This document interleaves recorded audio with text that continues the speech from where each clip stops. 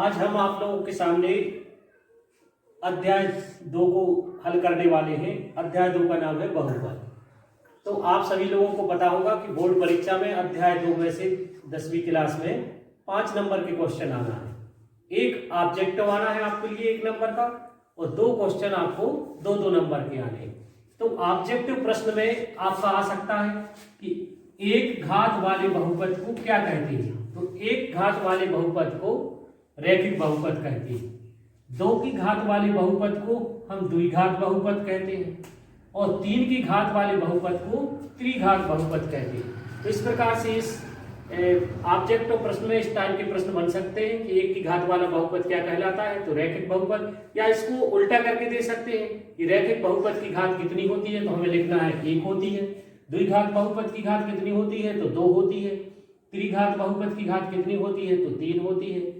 और इसमें 2 फार्मूले का प्रयोग किया जाएगा इस अध्याय को सॉल्व करने में। सबसे पहला है मूलों का योगफल। तो मूलों का योगफल का फार्मूला होता है अल्फा प्लस बीटा बराबर -b/a। ये है मूलों का योगफल। दूसरा फार्मूला है मूलों का गुणनफल अल्फा बीटा बराबर c/a। तीसरा हमें बहुपद बनाना पड़ेगा तो उसका फार्मूला होगा x² माइनस ब्रैकेट में alpha plus beta into x plus alpha beta बराबर 0।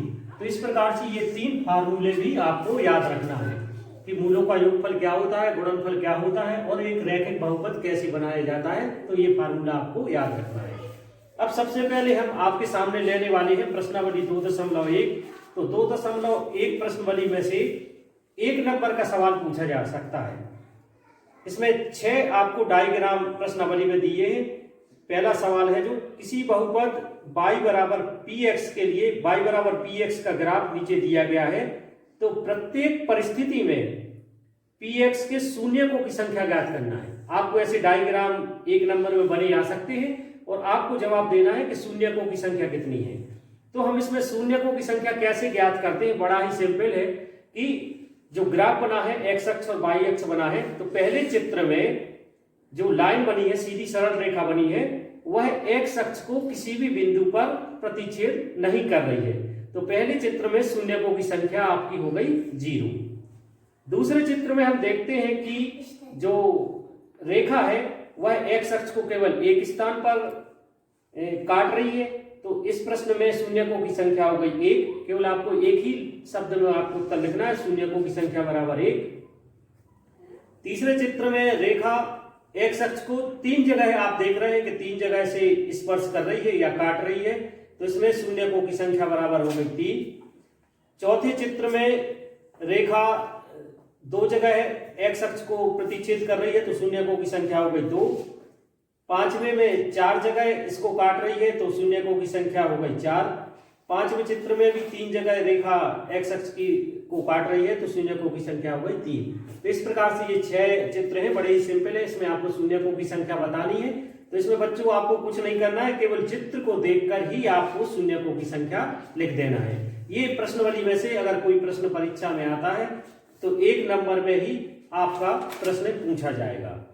2 नंबर के प्रश्न परीक्षा में या तो प्रश्नावली 2.2 में से आएंगे, सबसे इंपॉर्टेंट प्रश्नावली 2.2 ही है, या फिर आएंगे आपके 2.3 प्रश्नावली में। तो हम आपके सामने अभी 2.2 प्रश्नावली के 2 सवाल ले रहे हैं। पहला सवाल है निम्नलिखित द्विघात बहुपदों के शून्यक ज्ञात करो और शून्यक तथा उनके गुणांकों के बीच के संबंध की शून्यकों की जांच करो।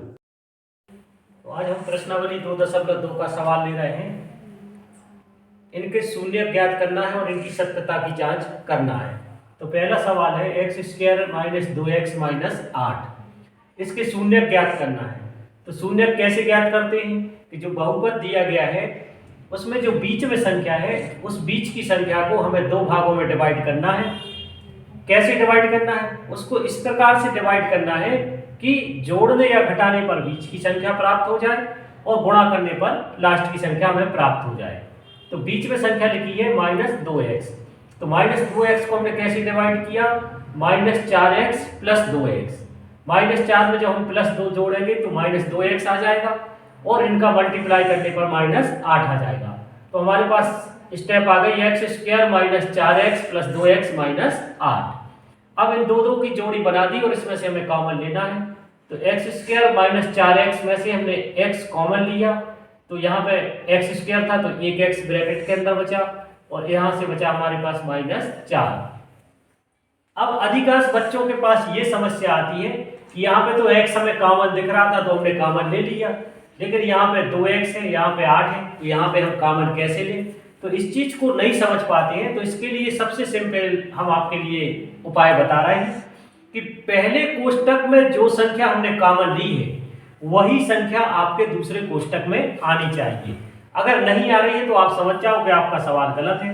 तो हमने यहाँ पे थोड़ी सी जगह छोड़कर यहाँ पे x माइनस 4 फिर से लिख लिया, क्योंकि हमें पहले से पता है कि जो पहले कोष्टक में संख्या आई है वही संख्या दूसरे कोष्टक में आनी चाहिए। अब प्रश्न ये उठता है कि यहाँ पे कौन सा चिन्ह लगाना है, कौन सी संख्या लिखना है। तो इसके लिए हम इस स्टेप को सॉल्व करेंगे और उसका जवाब हमें ऊपर की स्टेप में मिल जाएगा। तो x का x में हमने गुणा किया एक्स स्क्वायर, ऋण की जगह ऋण, x का 4 में गुणा किया 4x। अब इसके बाद हमें चाहिए 2x, लेकिन हमने ब्रैकेट में लिखा है केवल x। तो हमें पता चल गया कि यहाँ प्लस का साइन लगाना है, तो प्लस की जगह प्लस और यहाँ हमने 2 लिखा। 2 का x में मल्टीप्लाई किया 2x, 2 का 4 में मल्टीप्लाई किया तो 8। तो इस प्रकार से हमने देखा कि हमने कॉमन ले लिया। अब x माइनस 4 2 बार आया है तो इसको हम एक बार लिखेंगे और दूसरे कोष्टक में हम ब्रैकेट के बाहर वाली संख्याएं लिख लेंगे। तो पहले ब्रैकेट के बाहर है x और दूसरे ब्रैकेट के बाहर है 2। अब पहले ब्रैकेट के बराबर 0 हम शून्य ज्ञात कर रहे हैं, x माइनस 4 बराबर 0, तो पहला शून्य प्राप्त हो गया x बराबर 4। दूसरा ब्रैकेट लिया x धन 2 बराबर 0, तो x बराबर आ गया माइनस 2। तो ये दो शून्य हमने ज्ञात कर दिए। अब हमें शून्यकों की सत्यता की भी जांच करना है। तो सत्यता की जांच करने के लिए हमें एबीसी का मान निकालना है। तो a बराबर समीकरण से एक्स स्क्वायर का गुणांक है वो a है, तो a बराबर 1, b बराबर x का गुणांक ऋण 2 और c बराबर तीसरी अचर संख्या ऋण 8। तो पहला फार्मूला है मूलों का योगफल अल्फा प्लस बीटा बराबर माइनस बी बटे ए। तो अल्फा का मान है 4 प्लस बीटा का मान है माइनस 2 बराबर माइनस बी का मान है माइनस 2 और ए का मान है 1। अब प्लस माइनस जो माइनस हो जाएगा, तो 4 में से 2 जाएंगे तो 2 बचेंगे। इस माइनस का माइनस से मल्टीप्लाई करेंगे तो प्लस आ जाएगा, तो 2। तो 2 बराबर 2 आ गए। इसका मतलब हमारे पहला सूत्र प्रूफ हो गया, सत्यता की जांच हो गई। अब दूसरा फार्मूला लगाएंगे, अल्फा बीटा बराबर है सी बटे ए। तो अल्फा का मान 4 इंटू बीटा का मान माइनस 2, सी का मान हमारे पास है माइनस 8 बटे में ए का मान 1। तो ऋण 2 का 4 में गुणा करेंगे ऋण 8 बराबर ऋण 8। तो इस तरीके से हमने देखा कि इस बहुपद के किस तरीके से हम शून्य ज्ञात करते हैं और शून्यकों की सत्यता की जांच कैसे करते हैं। तो ये आपको हमने इस सवाल में समझाया। इसको और आगे समझाने के लिए एक सवाल हम आपके सामने और ले रहे हैं। दूसरा सवाल है प्रश्नावली का 4s स्क्वायर माइनस 4s धन a। इसके शून्यक हम ज्ञात कर रहे हैं। तो इसमें भी हमने बीच की संख्या को 2 भागों में तोड़ दिया। 4s को हमने तोड़ा, minus 2s plus a common ले लिया। यहाँ से हमने 2s कॉमन ले लिया 4s में से, तो 2s हमारे पास अंदर बचा। यहाँ से पूरा बाहर चला गया तो यहाँ से 1 बचा। यहाँ पे कॉमन लेने के लिए कुछ नहीं है। तो पिछले सवाल में हमने आपके लिए समझाया कि पहले कोष्टक में जो संख्या आनी है वही संख्या दूसरे कोष्टक में आनी है। तो हमें पहले से पता है कि यहाँ 2s माइनस 1 आना है। अब हम चेक कर लेते हैं यहाँ कौन सा साइन लगाना है हमारे लिए। 2s का 2s में गुणा किया 4s स्क्वायर, माइनस की जगह माइनस, 2s का 1 में गुणा किया 2s और यहाँ पर माइनस 1 लिखना पड़ेगा। 1 का 2s में किया 2s, माइनस 1 का माइनस 1 में गुणा किया तो प्लस 1। तो पहले ब्रैकेट में 2s माइनस 1 और ब्रैकेट के बाहर भी लिखा है 2s माइनस 1। तो पहला ब्रैकेट लिया 2s माइनस 1 बराबर 0, तो 2s बराबर आ गया 1। तो s बराबर पहला शून्य प्राप्त हो गया 1/2। सेम कोष्टक दूसरा भी है 2s माइनस 1 बराबर 0, तो 2s बराबर आ जाएगा 1, तो s बराबर 1/2। इस प्रकार दोनों शून्य 1/2 हमें प्राप्त हो गए। अब इसमें a बराबर है हमारे पास 4, b बराबर है माइनस 4 और c बराबर है 1। तो पहला फार्मूला है अल्फा प्लस बीटा बराबर माइनस b बटे a। तो अल्फा का मान 1/2 प्लस बीटा का मान 1/2, बराबर माइनस बी का मान -4 और ए का मान 4। 2 और 2 का एलसीएम दिया तो 2 आया, ऊपर 1 प्लस 1 बराबर माइनस माइनस प्लस 4/4। 1 और 1 2, तो 2/2 बराबर 4/4। 2 से 2 कैंसिल हो गए, 4 से 4 कैंसिल हो गए, तो आंसर आ गया 1 बराबर 1। इसका मतलब है पहले सूत्र के दोनों साइड बराबर आ गई, तो पहला सूत्र सिद्ध हो गया। दूसरे सूत्र की सत्यता की जांच करेंगे, अल्फा बीटा बराबर c/a। तो अल्फा का मान 1/2 गुणा बीटा का मान 1/2 बराबर c का मान है हमारे पास 1 और a का मान है 4। तो 1/4 बराबर 1/4। तो इस तरीके से आप लोगों ने देखा, मैंने आपके सामने 2 सवाल सिद्ध करके बताए कि किस तरीके से हम शून्यक को ज्ञात कर सकते हैं और उनकी सत्यता की जांच कर सकते हैं। आपके सामने प्रश्नावली का दूसरा सवाल लेने वाले हैं। दूसरा सवाल है द्विघात बहुपद ज्ञात करो। तो इसके लिए आप लोगों के सामने 2 संख्याएं प्रश्न में दी रहेंगी। जैसे इसमें पहले प्रश्न में दिया है दूसरा के 1/4 कामा ऋण 1। तो इसका आपको द्विघात बहुपद बनाना है। तो बच्चों द्विघात समीकरण बनाना बहुत ही आसान है। जो पहली संख्या दी रहेगी सवाल में वो कहलाएगी आपके मूलों का योगफल अल्फा प्लस बीटा, तो इसके बराबर हो गया 1/4। और दूसरी संख्या कहलाएगी अल्फा बीटा, उसके बराबर दिया है ऋण 1। अब द्विघात बहुपद कैसे बनाते हैं, तो इसके लिए हमने आपको पहले सूत्र पढ़ाई है, x² minus alpha plus beta into x बराबर alpha plus beta into x plus alpha beta बराबर 0।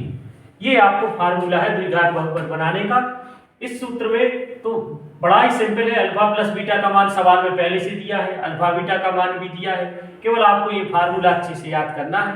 और इस फार्मूला में अल्फा प्लस बीटा की जगह अल्फा उसकी वैल्यू पुट कर दो और अल्फा बीटा की जगह अल्फा बीटा की वैल्यू पुट कर दो।